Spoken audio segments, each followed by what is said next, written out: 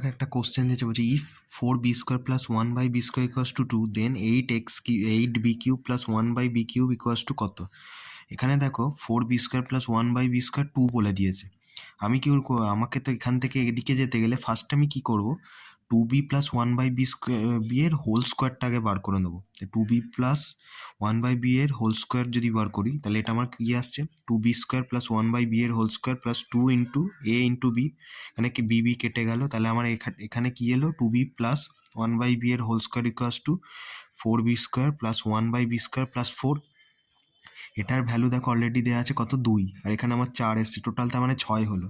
2b + 1/b² whole square হচ্ছে 6। এবার তাহলে এটাকে আমি যদি উভয় দিকে স্কোয়ার রুট করি, বর্গমূল করি, তাহলে 2b + 1/b কত আসছে, √6। এবার দেখো আমাকে 2b আর প্লাস 1/b পেয়ে গেছি, এখান থেকে আমাকে 8b³ + 1/b³ যেতে হবে। এবার তার মানে 2b কিউব করলেই তো 8 হচ্ছে, মানে উভয় দিকে আমি এবার কিউব করে দেবো।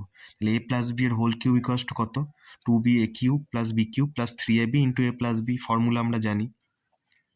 তাহলে 2b + 1/b এর whole cube = 8b³ + 1/b³ plus এখানে bb কেটে গেলে 6, আর এটার ভ্যালু দেখো √6 আছে, তাহলে 6√6 আসছে। এবার আমাকে বার করতে হবে এইটা, ওপরে বলে দিয়েছে দেখো এইটা আমাকে বার করতে হবে। মানে এইটা যদি আমি অ্যারেঞ্জ করি তাহলে এটা মাইনাস এটা হবে, 2b + 1/b এর হোল কিউব মাইনাস 6√6। তাহলে এটার ভ্যালু কত,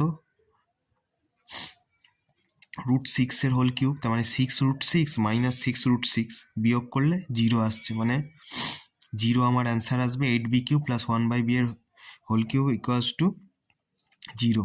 এটাই আমার কারেক্ট অ্যান্সার হবে।